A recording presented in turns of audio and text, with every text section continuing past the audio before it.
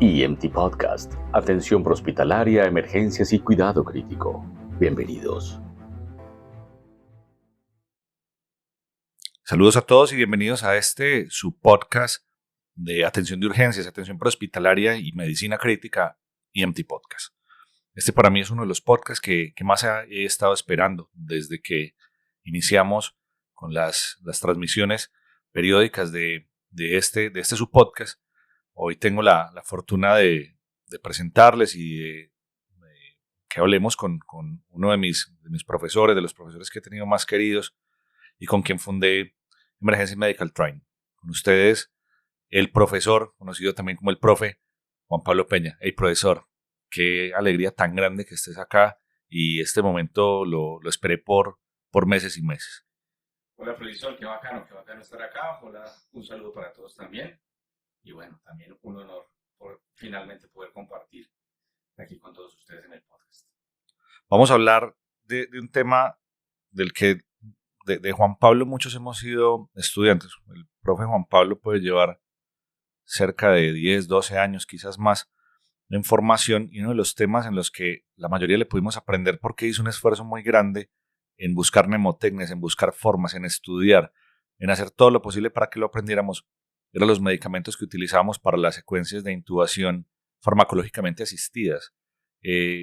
Quizás una de las personas que más y más y más intentó. Entonces en eso nos vamos a centrar. Y bueno, Juan, contanos un poquito por qué el interés, por qué te empezó a interesar el asunto de poder ser muy estricto al enseñar en tu formación y demás, cuáles fueron los hitos que te hicieron tomar ese tipo de decisiones. Bueno, digamos, en la docencia en general es algo que me nació desde muy pequeño, por decirlo así, desde antes del internado. Y respecto a la farmacología de la vía aérea, desde que en algún momento tuve la experiencia cuando estaba en mi formación de pregrado, en el que veía cómo los anestesiólogos ordenaban medicamentos y a mí no me daba la cabeza para pensar tan rápido. Dije, tiene que existir alguna manera en la que uno pueda hacer ese cálculo de forma más sencilla. Le trabajé, lo pensé y finalmente logré dar pues, como una pequeña fórmula que tiene algunas restricciones, algunas indicaciones, tiene que ser ciertas presentaciones, pero pues que finalmente funciona, ya que afortunadamente las presentaciones de los medicamentos en Colombia son más o menos las mismas, casi siempre. Pues así terminamos finalmente en esa mnemotecnia de medicamentos para la farmacología avanzada de vía aérea. Bueno, es importante que toda la audiencia sepa que en el periodo en el que el profe Juan Pablo se empezó a formar y que incluso yo me empecé a formar, la disponibilidad de medicamentos para el manejo de la vía aérea no era algo muy amplio. Es decir, por fuera del quirófano habían limitaciones muy importantes y los medicamentos empezaron a estar disponibles. De hecho, Juan, yo no sé si te acuerdas, hace muchos años muchos de los medicamentos no hacían parte del plan de beneficios o del plan de salud y tocaba hacer cualquier cantidad de cosas. Y lo peor es que en los niveles bajos de atención no estaba disponible. Entonces muchos medicamentos no estaban disponibles. Entonces en esta formación, la falta de disponibilidad y no tener lo que se contaba en otros países se constituía en un limitante. Y quizás esa herencia que tuvimos de falta de elementos nos trajo consigo algo por inercia que es muy preocupante. Y esa es una de las preguntas que te quiero hacer, Juan. En Colombia, yo creo que en Latinoamérica, el inductor que se suele utilizar por naturaleza es el midazolam. Yo soy enemigo número uno, yo no quiero el midazolam, a mí no me gusta el midazolam como inductor, porque de hecho en una secuencia rigurosa el midazolam no tiene cabida. Pero Juan, ¿vos por qué pensás que el midazolam se arraigó tanto si sabemos que es un medicamento impredecible, inseguro, no genera una inducción rápida? Es decir, no tiene ninguno de los beneficios que se espera en inductor ideal, porque el midazolam es tan ampliamente utilizado. Yo pienso que básicamente por el hecho de que si uno utiliza dosis muy bajas, no va a tener el efecto que uno necesita para intubar, pero el paciente va a parecer que está dormido y esa apariencia le da la tranquilidad, digamos, de la ignorancia a quien va a hacer el procedimiento y por otro lado le da la tranquilidad, una tranquilidad que me parece inadecuada a los especialistas que manejan vía aérea. Alguna vez escuché un comentario desafortunado de algún anestesiólogo que decía que afortunadamente no existían relajantes neuromusculares en los primeros niveles, lo cual me parece que es sumamente terrible que precisamente no existan y que no se permita un manejo apropiado del medicamento. si están disponibles, pues lo siguiente, el paso que hay que hacer es quienes los van a usar, los sepan usar de forma segura y de manera que se beneficie el paciente. Entonces, pienso que es básicamente por esa, entre comillas, inocuidad a dosis muy bajas. Usualmente nuestras ampollas vienen de 5 miligramos y esa va a ser la dosis que mucha gente le va a poner a un paciente para inducción, que por supuesto no va a servir y por el contrario sí puede tener efectos adversos que la gente piensa que no existen.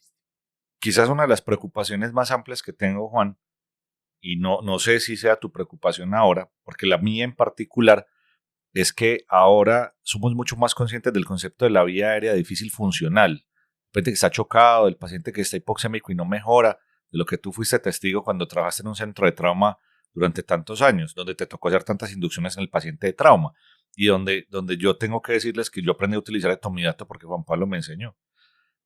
Sabía que existía y lo había visto y lo había leído, pero nunca lo había usado y allá lo usábamos porque yo fui estudiante durante mi internado de Juan.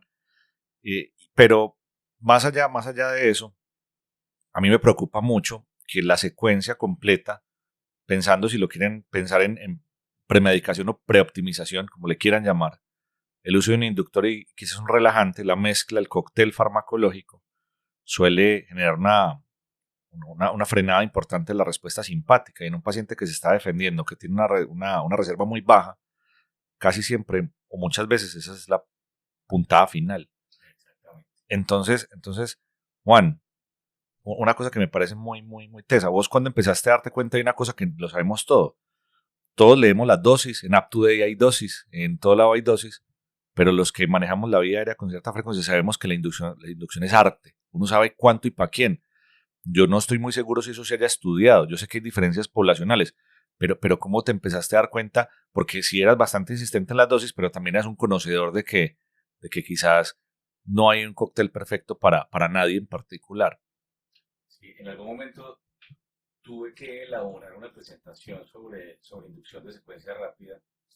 Ahí revisé muy bien la parte histórica y en la parte histórica encontré como en el 60 el doctor Zafar tuvo que definir este concepto de secuencia de inducción rápida con los medicamentos disponibles, como a lo largo de la historia han aparecido otros medicamentos, como también con el paso de los años aparecen los relajantes neuromusculares no despolarizantes, y que finalmente había una opción de medicamentos que era, digamos, la actual, y la actual estamos hablando de hace 25 o 30 años, cuya disponibilidad era limitada en Colombia, pero yo creo que era más bien limitada por el hecho de que las unidades de urgencia no los tenían, se limitaban al anestesiólogo, al quirófano, y en los servicios de urgencia se seguía haciendo lo mismo que se hacía en los primeros niveles y que se sigue haciendo en los primeros niveles hoy en día, que es utilizar midazolam. De hecho, cuando yo llegué a esta institución, utilizaban todavía en el servicio de urgencias, donde no había especialistas, utilizaban midazolam, fentanil para todos los pacientes.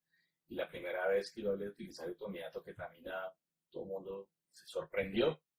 Y cuando vieron que funcionaba muchísimo mejor, dijeron, ok, sigámoslo haciendo. Digamos que hubo un proceso como de formación de escuela y finalmente se hizo. Pero fue darme cuenta a través yo utilizo mucho Twitter y utilizo mucho las redes sociales.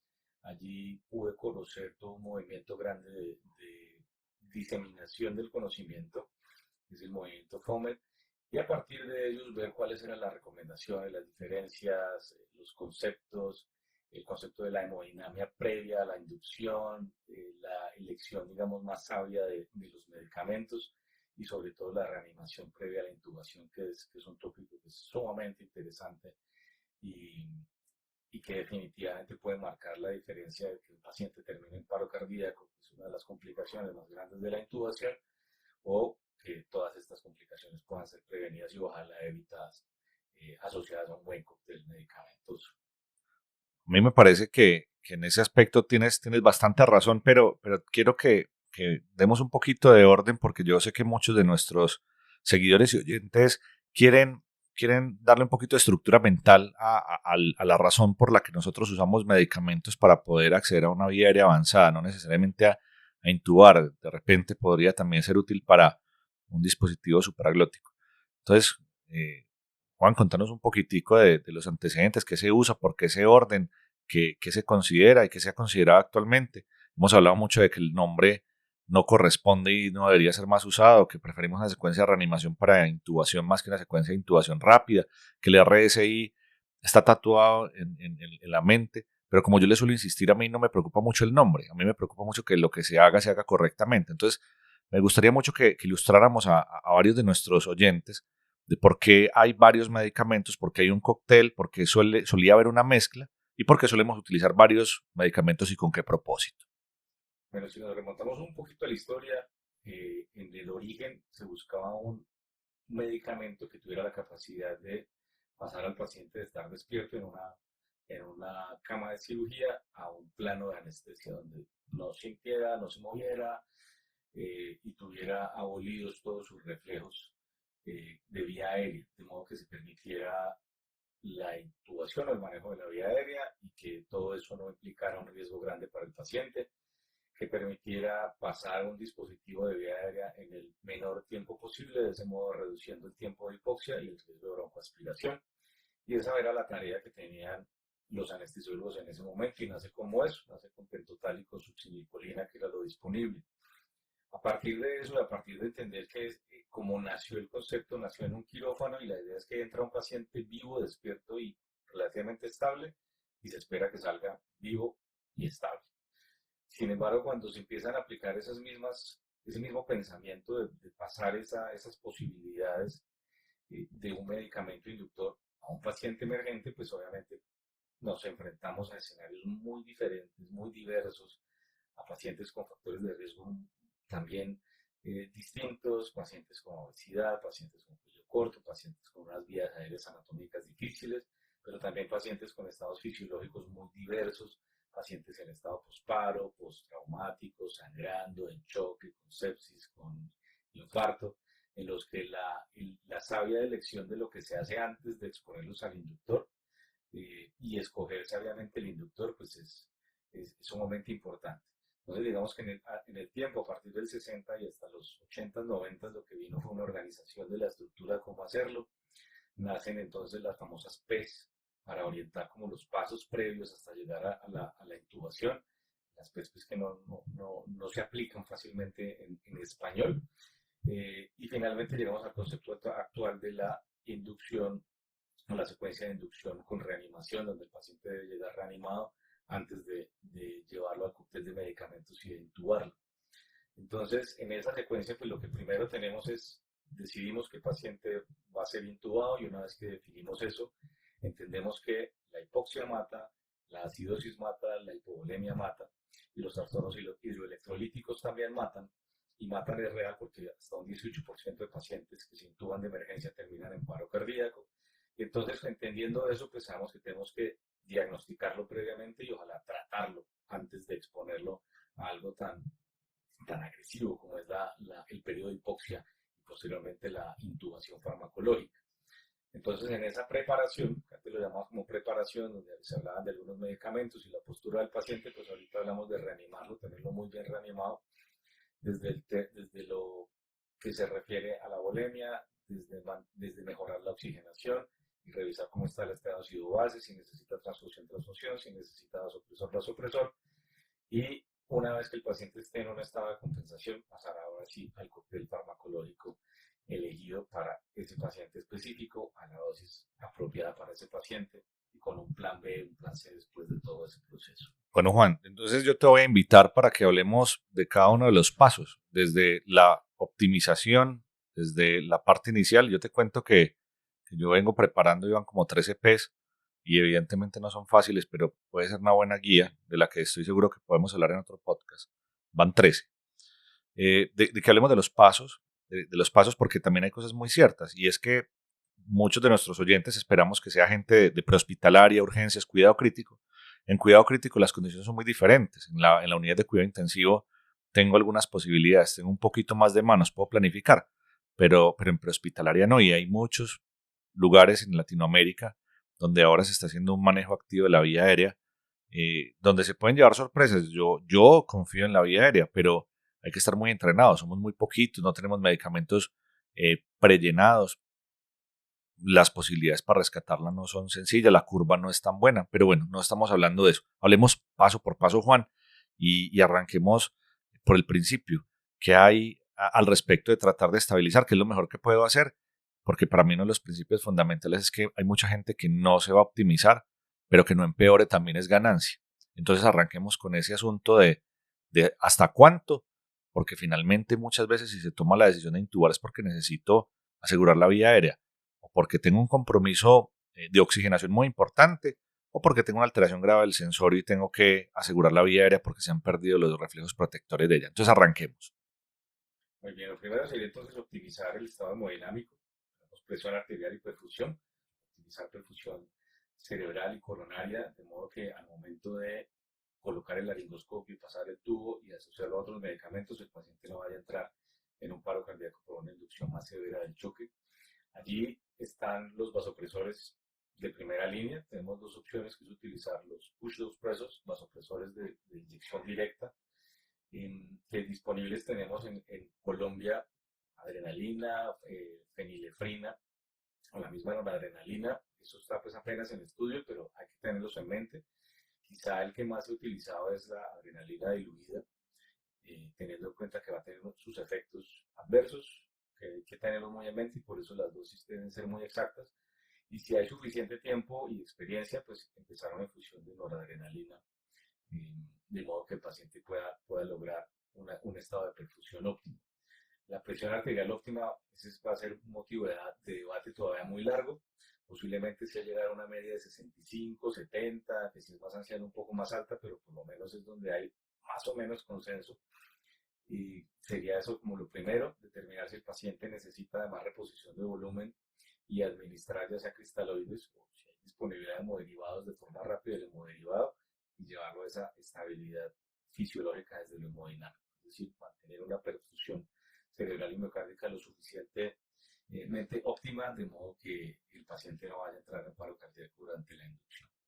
Bueno, la experiencia a mí, por lo menos en particular, me ha demostrado que uno trata de optimizar. De hecho, un ensayo clínico muy interesante que trataba de administrar un bolo de cristaloides en los pacientes previos a la intubación, y parece que no disminuyó mucho los resultados al final.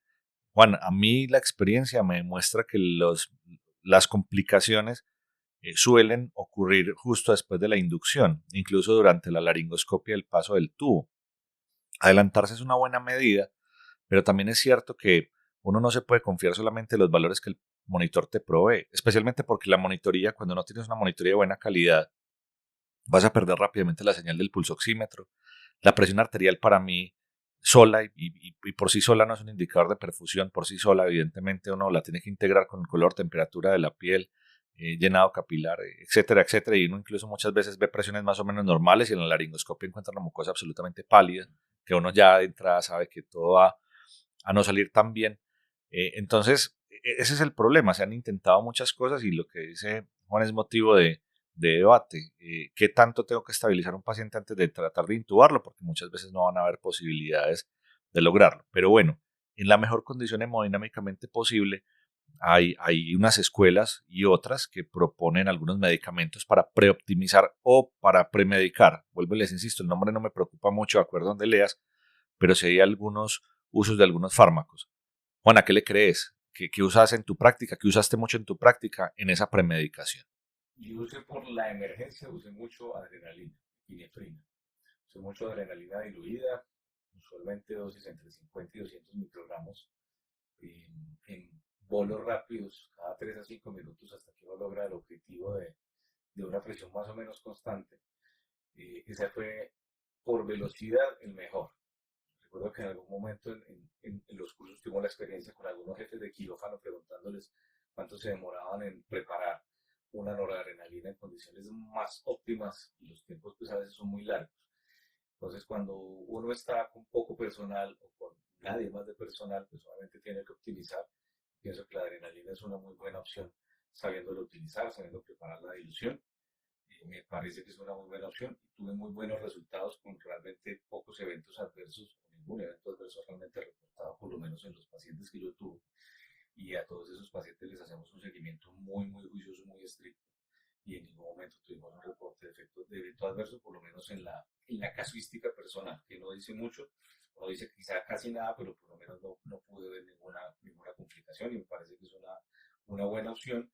Es una opción que se volvió, digamos, a poner de moda y se puso de moda en emergencias desde que el doctor Scott Wenger habló de ese tema de nuevo hace ya como unos 10, 12 años. Pienso que es una de las mejores opciones. Vienen por ahí algunos reportes con la adrenalina que veremos cómo le va, pero por lo menos adrenalina me ha ido muy bien. Nore usamos, yo uso Nore, no mucho, me siento más confiado con adrenalina porque es muy fácil diluirla y porque al final hablaremos también en un episodio solamente de vasopresores de uso rápido, porque incluso hay uno de nitroglicerina para edema pulmonar muy bacano, que luego se los puedo compartir y podemos hablar, evidentemente, cuando hay edema pulmonar. Pero bueno, ese no es el tema central. El tema central, entonces, Juan, en la premedicación han intentado cualquier cantidad de medicamentos, un arsenal tremendo. Y a mí me preocupa mucho porque la gente suele usar los cócteles como recetas. Entonces, eh, utilizaban atropina.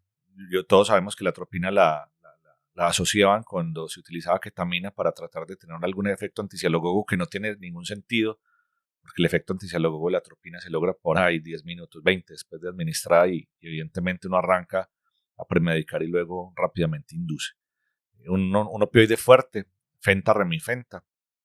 Algunos utilizaron lidocaína, poco o ninguna evidencia, pero ya Juan nos dirá cuál es su opinión, si usó lidoca, si todavía utiliza, si ya no utiliza.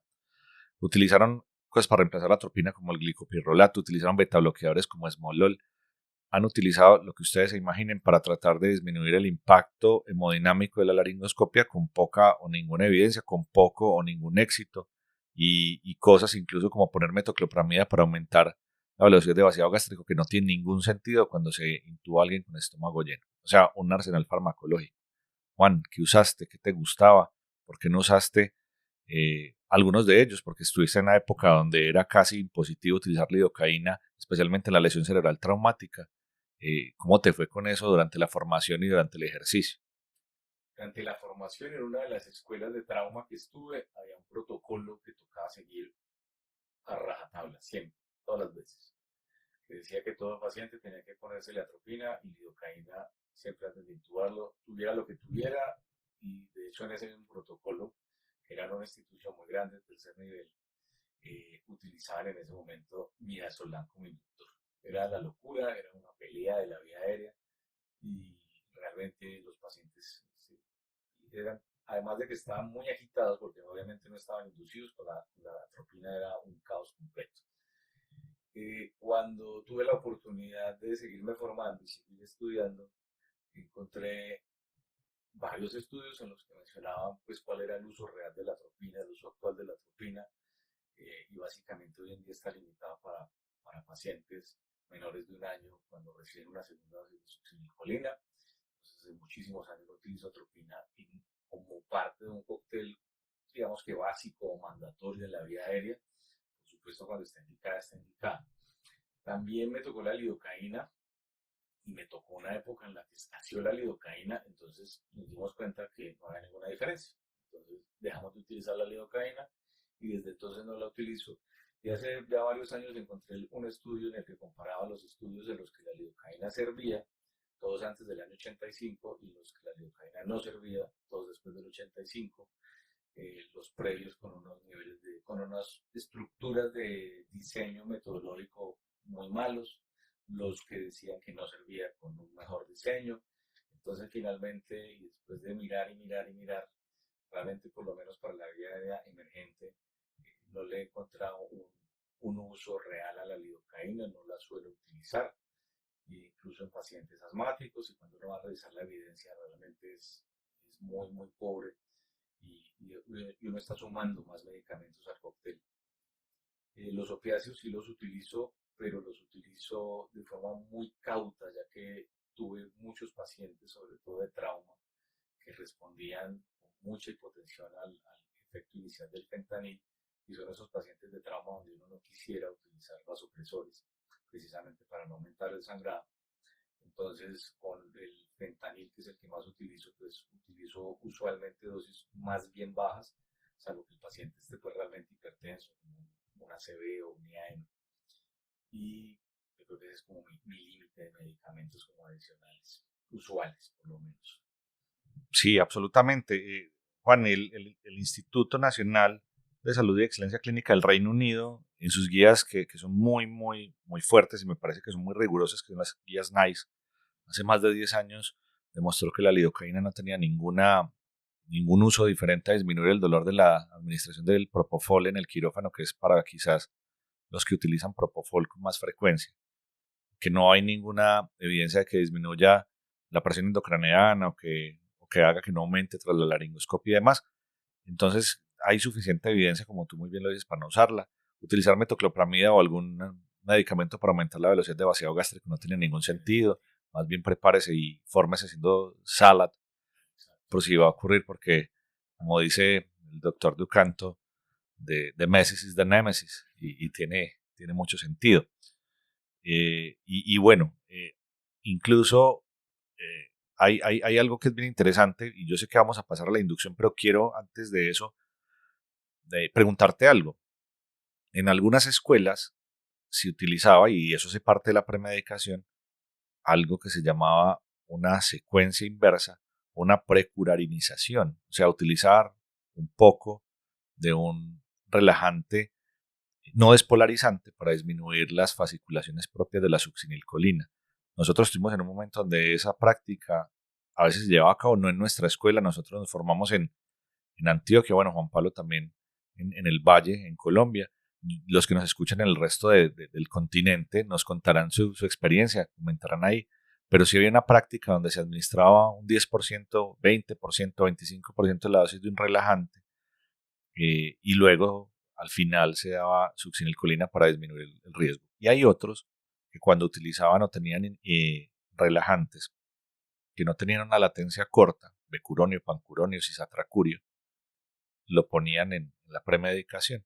¿Qué piensas de eso? ¿Qué crees de la secuencia reversa? ¿Utilizaste? Sabes que en COVID lo hicimos muchas cosas. A mí me parece aterrador. Me parece que no es una buena práctica, pero te quiero escuchar a ver cuál fue tu experiencia. Me tocó la época de la precurización en las prácticas, digamos, de anestesia en el pregrado, eh, y todo fue dentro del quirófano. Entonces, pero ya cuando fui a mi práctica rural, yo solamente tenía succinilcolina, entonces no había nada más con que precurizar, entonces no lo utilicé ahí nunca más, porque en la escuela de Manizales se utilizaba, en la escuela del Valle no se utilizaba, por lo menos cuando yo fui, y acá en Antioquia tampoco. La inducción reversa en la que pongo primero el relajante y después utilizo el inductor, en algún momento me la comentaron como una de esas opciones últimas en pacientes demasiado frágiles, donde uno le preocupa mucho el tiempo de hipoxia y que esa hipoxia pueda terminar en un paro cardíaco. Entonces, paciente que no se recupera, como los COVID que uno le tocaba iniciar la inducción con 70-60% de saturación porque no mejoraban con absolutamente nada. Sin embargo, tengo esa misma apreciación, me parece horrible. De hecho, cuando el profesor me la explicó, me fue muy gráfico, nos decía, usted pone el relajante y cuando el paciente tenga ojos de me voy a morir, ¿qué me pasa? Pone el inductor. Desde esa descripción me pareció terrible, terrible porque me imaginaba la experiencia de los pacientes. Y hace poco que leí el artículo de los anestesiólogos que voluntariamente se expusieron a recibir relajante neuromuscular sin recibir ningún tipo de inductor para poder describir las sensaciones que tenían. Pues dentro de todas las sensaciones que ellos describían era sentir que se estaban asfixiando, sentir que no puedan respirar, que tenían un peso muy intenso en el cuerpo, una sensación muy intensa de ansiedad al saber que no podían respirar a la frecuencia que podían respirar, que solo se aliviaba cuando mejoraban la frecuencia o la profundidad de las ventilaciones artificiales que les estaban dando con el BBN. Entonces, y ese que es un escenario controlado, con anestesiólogos que saben que le están haciendo y que están sometidos a algo voluntario. Entonces, si ellos sabiendo todo lo que iba a pasar, tenían esa sensación y tenían, digamos, la seguridad de que los iban a rescatar, no me imagino cómo será uno muy enfermo y relajado. Entonces, definitivamente espero sea una práctica que no vuelva a hacer, porque confieso que la hice en algunos momentos, pero creo que después de ese aprendizaje es algo para definitivamente dejarlo por fuera y más bien acelerar el proceso de la inducción. La razón fundamental por la que tuvimos que acudir a esto es que tuvimos una época de escasez de medicamentos, donde solamente contábamos con algunos relajantes que tenían una vida media o bueno, una latencia larga. Entonces nuestros participantes, nuestros oyentes se estarán preguntando, bueno, ¿y por qué? ¿Por qué en ese orden? O sea, ¿yo por qué no lo induzco y después le pongo un relajante si tengo una latencia larga? Y la razón fundamental es que si yo me demoro mucho en que el paciente está relajado y le pongo un inductor y lo termino ventilando, si tiene el estómago lleno se va a broncoaspirar. Yo necesito que todo esto funcione en el menor tiempo posible, en un tiempo que denominamos tiempo brazo-cerebro, y en el caso de los relajantes, pues brazo-diafragma, y las estructuras de la vía aérea, que es la que necesitamos que tengan una relajación lo suficientemente buena para ese propósito. Entonces, por eso tocaba. Comparto con Juan precisamente que las peores caras que uno puede ver de desespero de un paciente cuando lo va a empezar, porque generalmente es una cara de tranquilidad por mal que estén, cuando uno les pone un bolo de 100 microgramos de fentanil, es que le pongas a alguien 10 miligramos de becuronio. Es diferente, absolutamente se nota una cara de angustia, y yo no conocía ese estudio, pero ya me hiciste dar una curiosidad enorme de leerlo y no de experimentarlo. No me gustaría, no soy tan ocioso. Juan, hablemos de la inducción, que quizás para mí la inducción, no estoy necesariamente seguro que sea la piedra angular, pero para mí se me hace el medicamento que más efectos adversos trae, y quizás la elección más complicada, porque yo sé que también depende mucho de la disponibilidad, pero hablemos de qué escogías, qué te gustaba y cuáles son las recomendaciones para nuestros oyentes. Bueno, yo tenía la fortuna en la era pre-COVID de tener etomidato. El etomidato tiene unas características farmacológicas que lo pone como un medicamento en el que tiene muy pocas interacciones y en el que tiene muy pocas manifestaciones cardiovasculares, cerebrales inapropiadas, respiratorias. Entonces ese era el mejor medicamento, el que más estabilidad hemodinámica me generaba y más tranquilidad me generaba también. Lo tenía ampliamente disponible, entonces lo utilicé mucho. Tenía, por supuesto, pacientes en los que prefería ketamina, sobre todo en aquellos en los que no quería relajar, porque la vía aérea no era confiable, hasta yo no estaba completamente seguro de la laringoscopia directa, entonces les daba bolos de ketamina. Y la ketamina da esa sensación de más estabilidad hemodinámica, que hay que entenderla muy bien, y es que esa liberación de catecolaminas que genera, si lo hago en un paciente que está depletada de catecolaminas, lo termino de acabar y entra en choque. Y también tenía propofol disponible para todos esos pacientes que estaban sumamente hipertensos. Entonces, entendiendo bien ese comportamiento farmacológico de cada uno de los medicamentos, pues tenía la posibilidad de elegir posibilidades que durante la pandemia pues, uno utilizaba ahí sí definitivamente lo que había, y muchas veces incluso tocaba utilizar dosis por debajo de la dosis óptima porque no había más, era una situación muy crítica. Desde entonces, y no sé si ya se consigue, pero hasta la última vez no tenía etomidato, no sé si ya hay etomidato disponible en fácil. Juan, no tengo etomidato en los últimos 4 años, entonces me ha tocado recurrir al conocido y para mí muy bien ponderado ketofol. Exacto, exactamente. Digamos, ahorita en mi última experiencia en cruceros tampoco tenemos etomidato, no hay disponibilidad de etomidato tampoco. Entonces toca también con ketamina, propofol o ketofol. Nos ha ido muy bien en las veces que hemos tenido que utilizar sedación o inducción para manejo de vía aérea. Nos ha ido muy bien con ketamina o con ketamina propofol y lo estamos utilizando. Sin embargo, cuando había de etomidato lo utilizamos muy ampliamente. Hacemos la excepción de acuerdo con el personal de UCI en el paciente con sepsis, que es una consideración válida aún, pero tenemos disponibilidad, teniendo en cuenta pues los inductores ideales.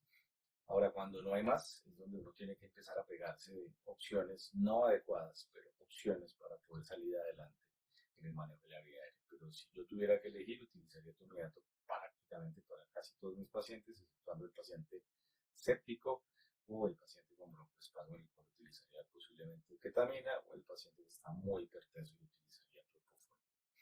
Bueno, hemos visto una práctica clínica que es muy interesante en anestesia, y pasa mucho, y es que si el paciente está chocado, un poquito de propofol. Si está hemodinámicamente normal, pues dosis plenas de 1 por kilo hasta 2 por kilo. Y si está hipertenso, pues más propofol.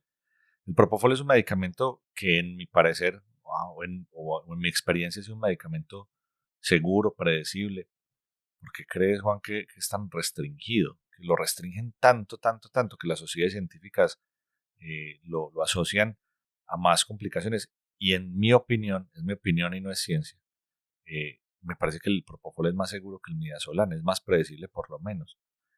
¿Qué tenés que pensar? Porque me parece que la inducción con propofol para quien es necesaria es una muy buena inducción. No gratis es el inductor más usado por los anestesiólogos en el mundo.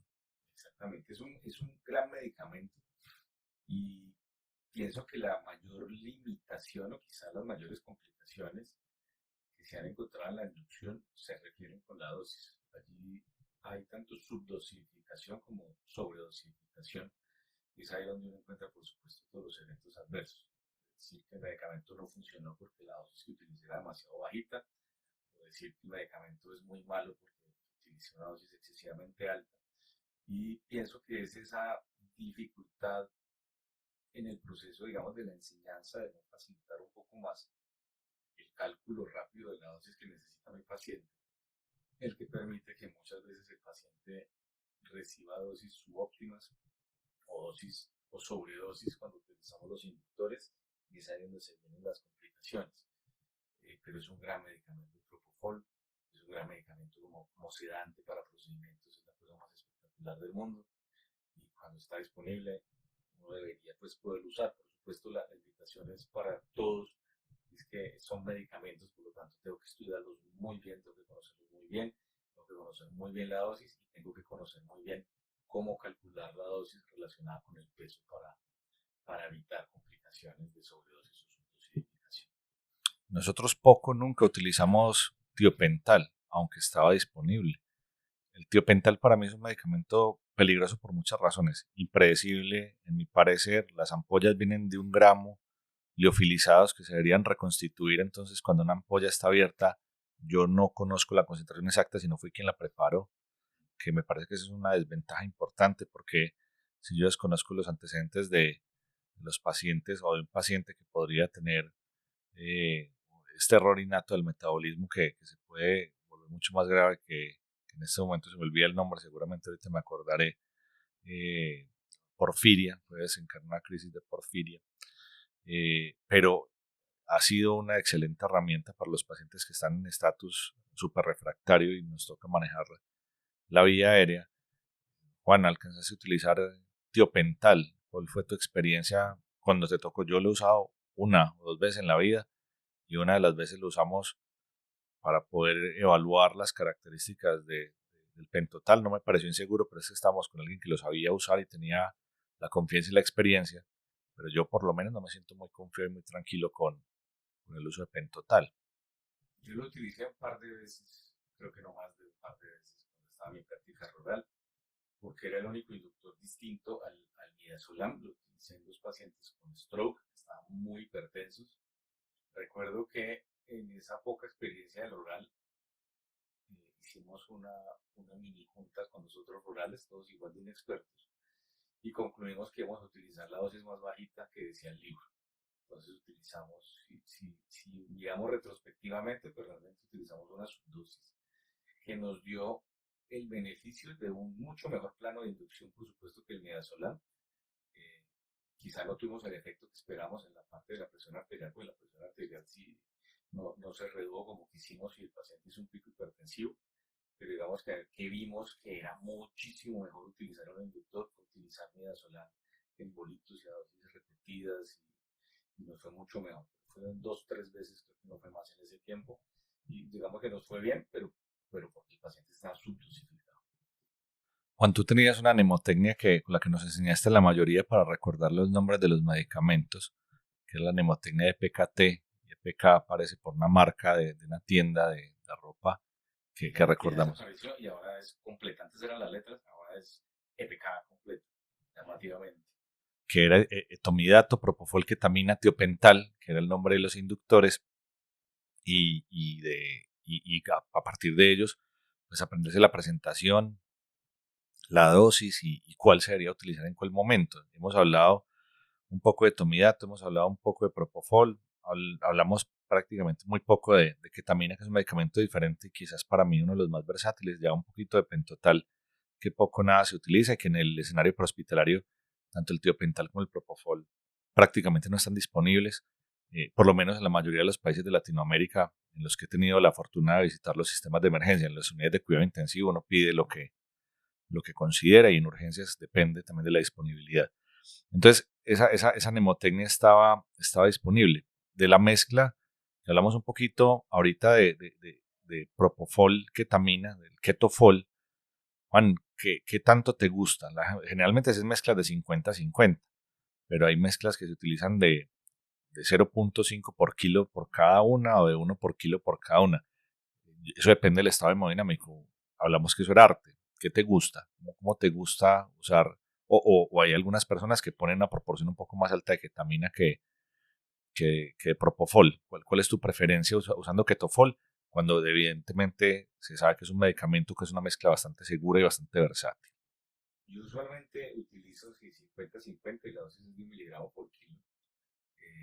Y me ha ido muy bien, con una grandísima estabilidad hemodinámica, con un muy buen plano, ya sea de sedación o de inducción, para la gran mayoría de pacientes. En las inducciones puras ya dependerá, por supuesto, de lo que yo desee, pero para sedación me ha ido muy bien con ketofol y utilizo esa dosis mezclada 50-50 y 1 miligramo por kilo con la gran mayoría de pacientes, exceptuando pues por supuesto los que están inestables hemodinámicamente. Entonces es una mezcla espectacular que también empezó a aparecer pues como en la literatura hace ya algunos años y la empezamos a utilizar sobre todo en esta otra institución, la empezamos a utilizar para las sedaciones, que todas las sedaciones sean con unidad solar, con todas las complicaciones que a veces se presentan con ese medicamento para sedación, y pues todos también empezaron a ver que era mucho mejor sedar los pacientes con solo propofol o con ketamina propofol cuando algo preocupaba, y les iba mucho mejor a los pacientes, con mejores despertares, con menor necesidad de utilizar oxígeno suplementario, menor necesidad de vía aérea de rescate, y es una gran combinación también. Hay algunos escenarios donde han pensado incluso en utilizar medicamentos como la dexmedetomidina, que no han demostrado que sean útiles como inductores, pero también había que mencionarlos. Y bueno, y la última cosa para pasar a los relajantes era, finalmente, y para concluir el tema de tomidato y una pregunta de la ketamina.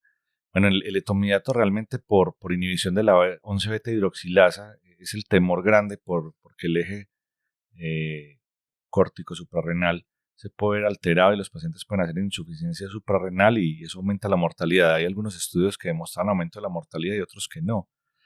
Por eso quizás hay el temor de utilizar etomidato en sepsis. Lo que pasa es que muchos de los pacientes que están en sepsis severa y tienen que ser intubados, están muy chocados y necesitan de un medicamento que les sirva. La ketamina seguramente no va a ser tampoco muy útil porque están depletados de catecolaminas y también se van a chocar. Entonces, por eso el medicamento que proveía más seguridad bajo cualquier circunstancia era este, y que la recomendación incluso de algunos estudios es que si tú puedes monitorizar los niveles de cortisol lo puedes utilizar y si te toca suplirlo pues lo haces y eso parece no aumentar la mortalidad, porque algunos también cuestionan que la mortalidad o que la relación causal entre etomidato y mortalidad sea realmente esa. Demostrar la relación causal no es fácil y esos estudios tienen que tener regresión logística y no siempre la tuvieron según lo que revisamos. Así que no estamos haciendo una recomendación amplia, ni mucho menos para decirles que deberían utilizar de forma segura y tranquila etomidato en sepsis, pero tampoco es algo tan estricto como que vas a pensar que lo vas a usar y que el desenlace será malo. No necesariamente es así. Juan, eh, para una gran cantidad de la población, empezaron a pensar que en la lesión cerebral traumática la ketamina estaba contraindicada porque aumentaba la presión endocraneana. Yo no tengo referencia de eso. ¿Vos tenés alguna referencia sobre que eso ocurra o que la gente lo evite por alguna razón o de alguna manera? Sí, ese es uno de los tantos mitos que aparecieron en la medicina, que estamos llenos de mitos, y la historia es graciosa en cierto sentido. En la revista Anesthesiology en el año 74, una persona envió una carta al editor en un texto muy corto en el que decía que la ketamina, cuando él la utilizó en un grupo de 12 pacientes, se relacionaban pacientes con lesión cerebral traumática, el incremento de la PIC. Eso fue en el año 74. A partir de ese reporte de caso en el que nadie sabía si el autor sí había utilizado ketamina, ni cómo midió la presión intracraneal, ni si todo eso que estaba mencionando si era cierto. A partir de ahí empezó, digamos, a satanizarse el uso de la ketamina y se volvió casi que en un dogma que era imposible de romper, hasta que finalmente empezaron a hacer estudios con ketamina, hacer mediciones reales de la presión intracraneana y se dieron cuenta pues que todo eso era simplemente un mito y era falso. Pudimos volver a utilizar ketamina. No ha sido sencillo porque a partir de un mal comentario, eso funciona como propaganda, a partir de esa propaganda mala, no fue fácil, digamos, combatir ese miedo de utilizar ketamina y de hecho todavía hay personas que tienen todavía la idea de que la ketamina incrementa la presión intracraneal y que no debe utilizar en lesión cerebral. Muy bien, Juan. La inducción quedó lista. Escogí cualquiera de ellos. No hablamos ni siquiera de midazolam porque Juan y yo tenemos la misma convicción. El midazolam no es un inductor y yo creo que no me van a hacer cambiar la forma de pensar, por lo menos no por ahora. Y grandes de mis profesores y respetados profesores piensan que sí, pero yo con lo que he visto tengo suficiente para estar convencido que no es un buen inductor. Relajantes o parálisis. Juan, ¿qué te gustaba en la práctica? ¿Qué usaste? ¿Qué te tocó ver? Hablamos un poquito de la reversa ahorita y de la secuencia inversa y hablamos un poquito de la precurarinización, pero ahora vamos a hablar de la inducción plena, de la que debería mejorar la laringoscopia, porque hay también una escuela muy vieja, que no sé, Juan, si te tocó esa escuela de induzco, hago laringoscopia y miro y luego pongo relajante. Por ahí todavía, cuando nosotros estábamos en la unidad de cuidado intensivo, uno de los intensistas que tenía más experiencia o más años hacía eso. Él no relajaba para intubar, él decía que primero miraba y que después relajaba. Yo nunca entendí el propósito, pero hoy cuando está hablando con el doctor Arroyave, que tiene mucha experiencia también, él habló que eso es una práctica pues, que en desuso está, por supuesto, pero todavía hay mucha gente que piensa que primero hace laringoscopia para evaluar Cormac y demás y que después pone relajante. Para mí, absolutamente descabellado. Yo tuve un caso muy interesante. Era un paciente grande, alto, que tenía una vía aérea que parecía fácil, anatómicamente fácil. Ese paciente se indujo y solo colocaba la inducción, estaban intentando intubarlo sin relajante, me llamaron, fui, miré, tenía un Cormac 1. Digo, bueno, está peleando, relajémoslo. Lo relajamos y se convirtió en un Cormac 4. Fue impresionante. Era imposible ver. En ese momento no había opción de videolaringoscopio. Intentamos utilizar una máscara de laringe y estábamos en un estado de intubación, no oxigenación, tenía una barba grande de leñador gigantesca. Entonces intentábamos oxigenarlo con el BDM y estaba fallando el rescate y terminé en una crico. Ha sido una de las 2 cricos que me ha tocado hacer en la vida.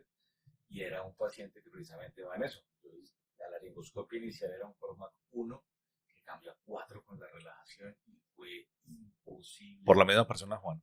Por la misma persona. Fue imposible intubar. Imposible intubar.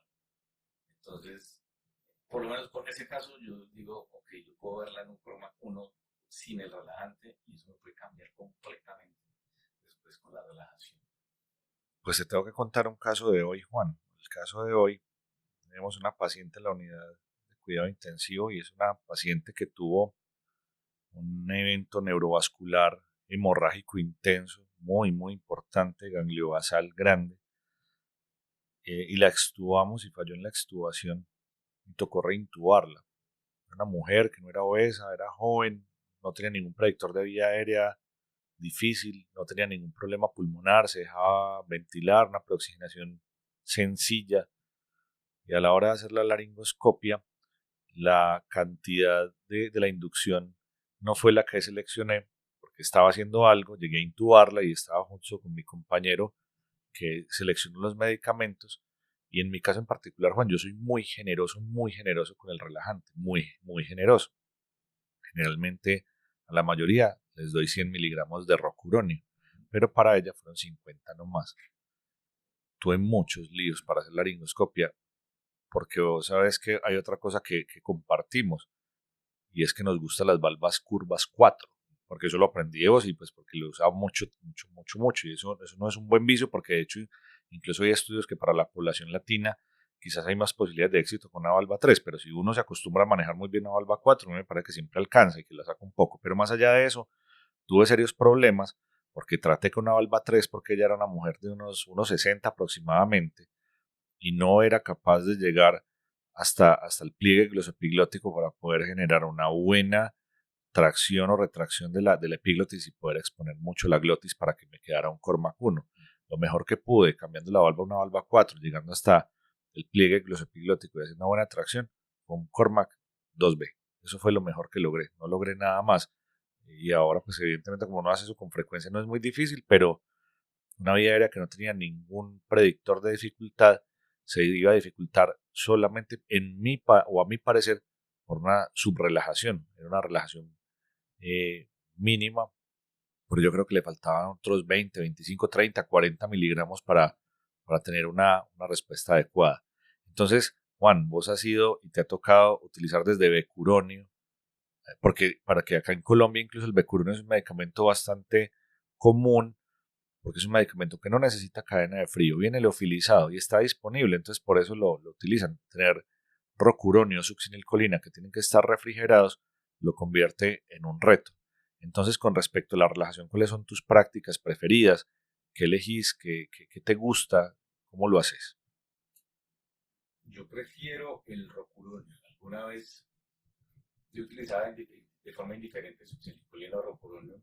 Alguna vez tuvimos un caso de una paciente preeclámptica en la que no se presuponía que tuviera hipercalemia por ninguna razón, simplemente por preeclampsia, la función renal era buena y esa paciente hizo un estatus epiléptico y en el proceso de la inducción utilizaron succinilcolina, la paciente entró en fibrilación ventricular y su paro cardíaco por 8 minutos. Afortunadamente salió y cuando salió tenía un potasio de 9,5.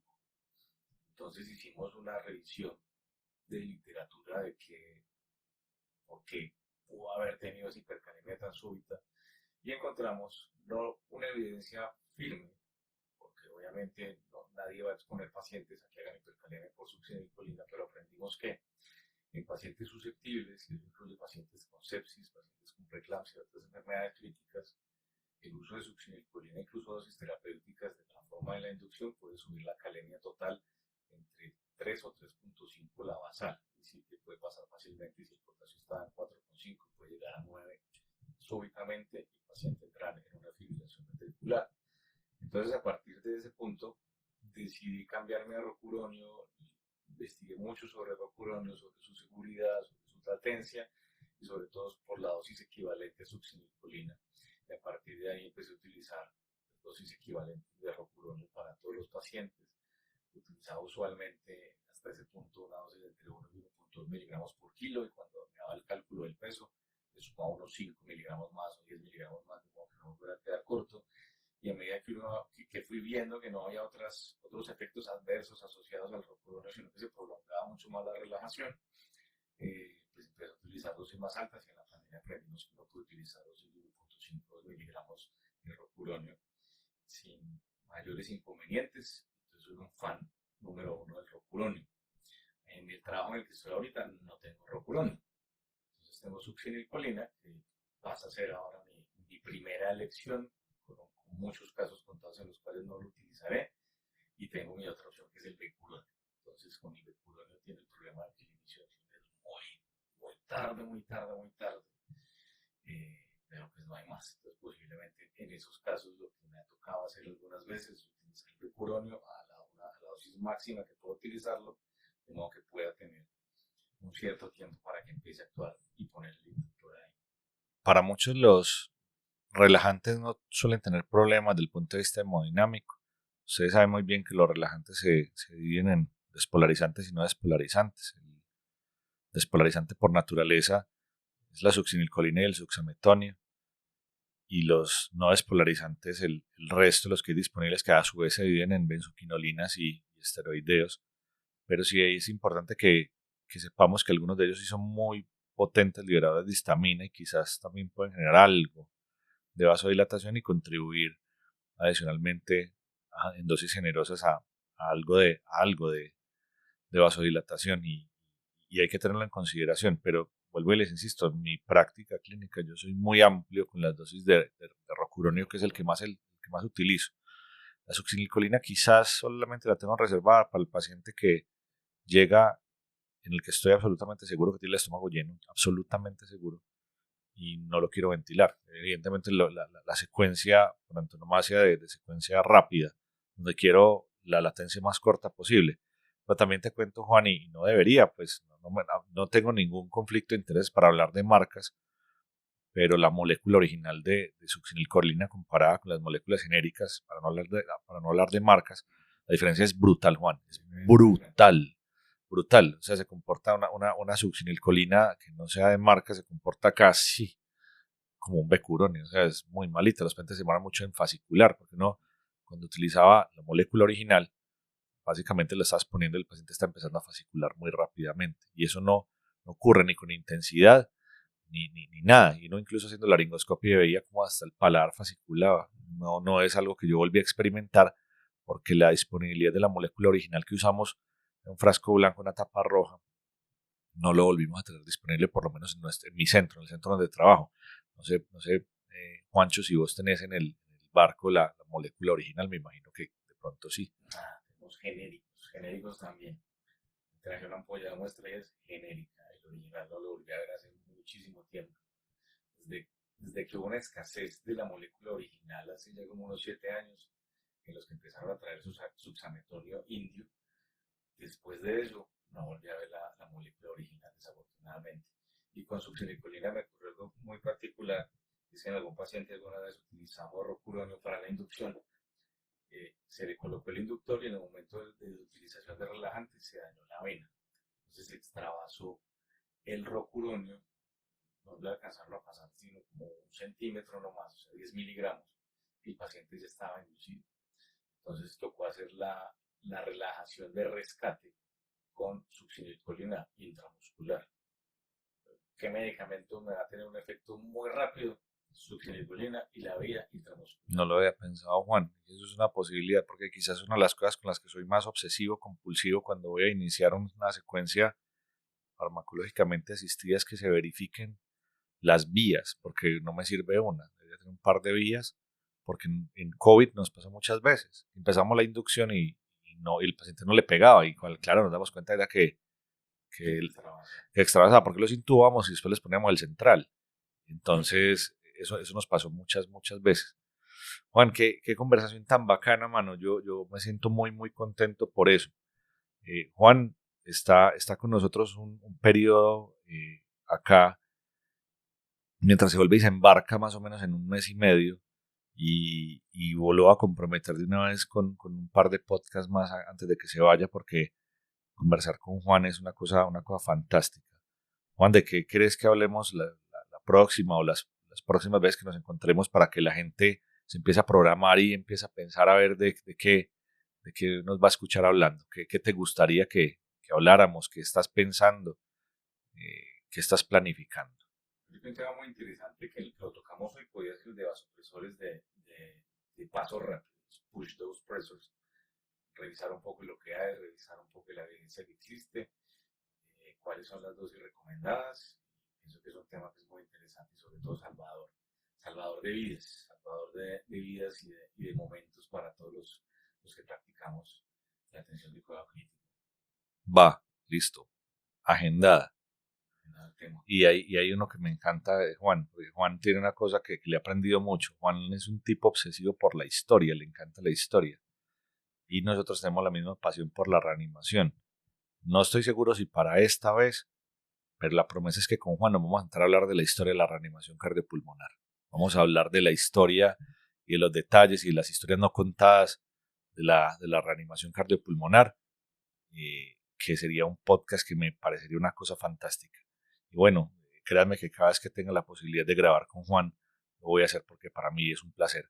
Juan, yo te agradezco enormemente. Sabes que esta es tu casa, que para mí esto es muy especial. Hace mucho más de 4 años, porque para no muchos saben, Juan y yo tuvimos otro emprendimiento que se llamaba C-Smart, que fue el principio de la formación cuando yo era estudiante con él. Así arrancó todo este sueño de convertirnos y de tratar de cambiar la forma en la que se hacía formación continua en medicina de urgencias, medicina crítica y atención prehospitalaria. Y bueno, ha pasado mucho tiempo y estar aquí todavía es algo que me llena de mucha felicidad. Así que, Juan, muchas gracias por habernos acompañado. Fue una charla espectacular, increíble. Y bueno, espero que sean muchísimas más las veces que nos encontremos aquí para hablar.